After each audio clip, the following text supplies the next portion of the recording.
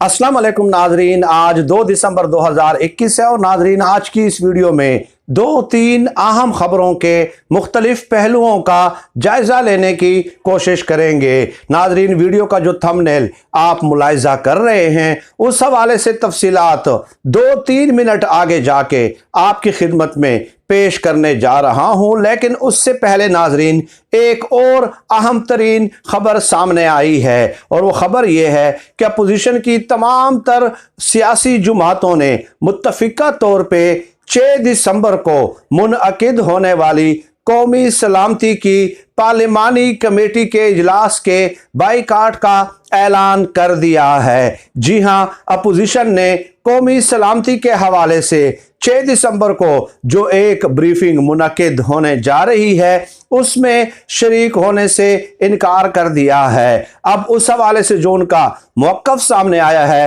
वो काफ़ी तफसीली है। 7-8 मुख्तलिफ किस्म के दलाइल देने की कोशिश की गई है और वजूहात बयान करने की कोशिश की गई है कि इन असबाब और वजूहात की वजह से हम कौमी सलामती की पार्लिमानी कमेटी के जो ब्रीफिंग है उसमें शरीक नहीं होंगे।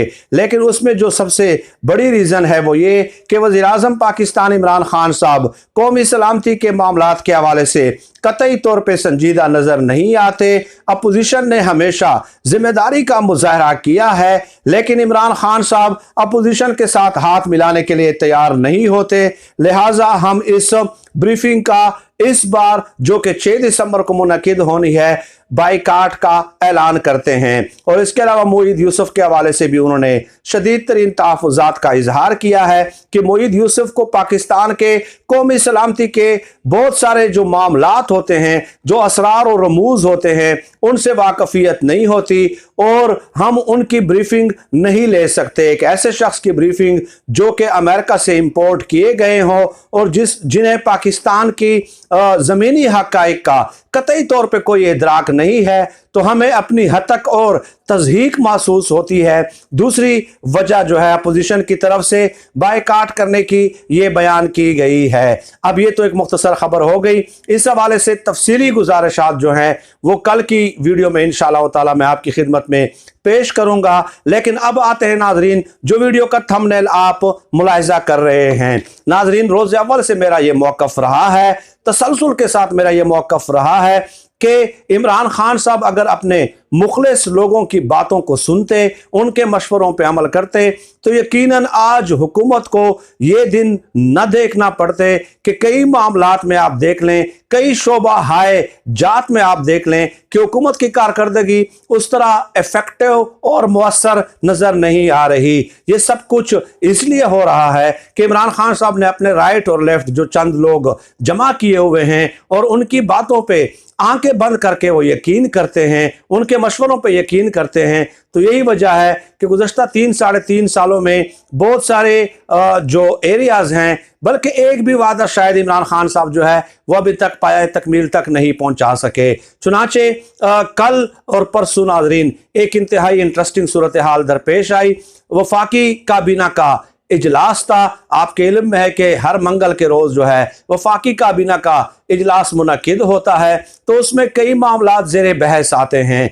चुनाचे फवाद चौधरी साहब ने वफाकी काबीना के इजलास के बाद प्रेस कॉन्फ्रेंस की और उसमें उन्होंने कहा कि अगर इलेक्शन कमीशन ये इलेक्शन जो है 2023 के या 2022 के एंड में जो इलेक्शन होंगे, अगर वो ईवीएम के तहत करने पर रजामंद नहीं है तो हुकूमत इलेक्शन कमीशन के फंड्स रोक सकती है। और फवाद चौधरी साहब जो कि वजीर इत्तलात हैं, उन्होंने ये भी कहा कि ये जो मामला है, जो मैं ऐलान कर रहा हूँ, ये वफाकी काबीना के इजलास में बाकायदा डिस्कस हुआ है। वफाकी काबीना के इजलास में बाकायदा डिस्कस हुआ है।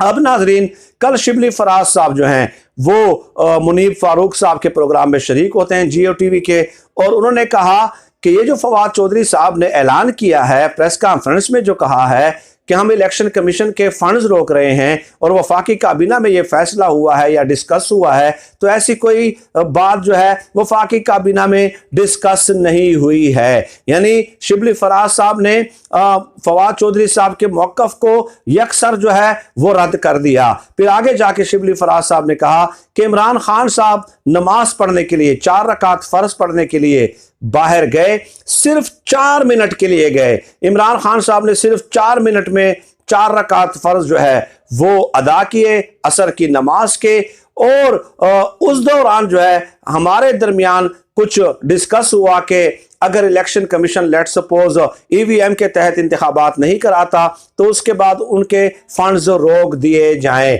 नाजरीन, ये इंतहाई एक सीरियस बात है, इंतहाई संजीदा बात है, और मैं समझता हूं कि इमरान खान साहब जब 4 मिनट नमाज पढ़ रहे थे, उनकी गैर मौजूदगी में चंद फेडरल मिनिस्टर्स अगर ये बात डिस्कस कर रहे हैं, तो आप किस तरह फवाद चौधरी साहब जो है वो प्रेस कॉन्फ्रेंस में ये ऐलान कर रहे हैं कि ये चीज़ें फेडरल कैबिनेट में डिस्कस हुई हैं। फेडरल कैबिनेट वज़ीर आज़म के बगैर जो है ना आईनी तौर पे उसकी कोई हैसियत नहीं है। तो जब 4 मिनट के लिए इमरान खान साहब नहीं थे, उस वक्त आपने आपस में डिस्कस कर दिया और फिर उसे हुकूमती फैसला बना के आपने प्रेस कॉन्फ्रेंस में बताने की कोशिश की। मैं समझता हूं कि ये इमरान खान साहब की हुकूमत को बदनाम करने की एक अटेम्प्ट है। क्यों? क्योंकि इससे मुखालिफिन को ये सवालात उठाने का मौका मिलता है कि ये रियासती ज़मामे कार, रियासती उमूर, हुकूमती उमूर जो है वो किस तरह चलाए जा रहे हैं। यानी एक फेडरल मिनिस्टर इंफॉर्मेशन जो है वो बाहर आके हुकूमत के साथ एक बयान मंसूब कर रहा है, हालांकि दर हकीकत वो इस तरह होता नहीं है। तो ये तो जग हसाई का मूजब और सबब बनते हैं इस तरह के बयानात, जिस पे यकीनन इमरान खान साहब को जो है नोटिस लेना चाहिए, सख्त तरीन नोटिस लेना चाहिए, क्योंकि इससे तो ये भी तासुर मिलता है कि इमरान खान साहब का अपने वज़रा के ऊपर कंट्रोल नहीं है, गिरफ्त नहीं है, कमांड नहीं है। जिस वजीर के मुंह में जो आता है वो फैसला जो है वज़ीर आज़म के नाम के साथ मंसूब कर देता है और वज़ीर आज़म की तरफ से कोई नोटिस सामने नहीं आता। चुनांचे अपोजिशन ने भी फवाद चौधरी साहब और शिबली फराज साहब के बयान में जो कंट्रडिक्शन और तजाद सामने आया है उसको खूब कैश करने की कोशिश की है, और तमाम तोपों का जो रुख है वो इमरान खान साहब की तरफ मोड़ दिया है। अब इस पे फैसला करना इमरान खान साहब का काम है।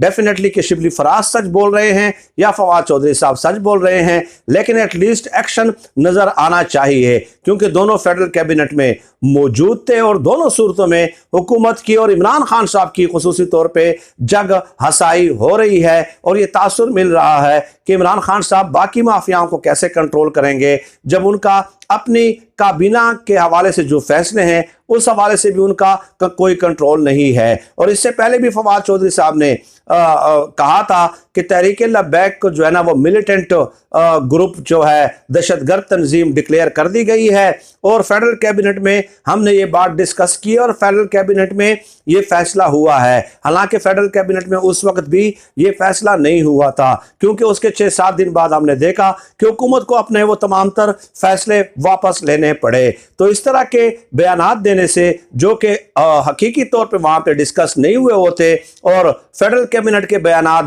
बताकर, इमरान खान साहब के फैसले बताकर आप बनाकर पेश करते हैं प्रेस कॉन्फ्रेंसेज में और उसके बाद उससे यू टर्न ले लेते हैं, तो यकीनन मेरे ख्याल में ऐसी काबीना की मौजूदगी में इमरान खान साहब के लिए किसी बैरूनी दुश्मन की ज़रूरत नहीं है। फिलवक्त नाज़रीन, आज की इस वीडियो में इतना ही।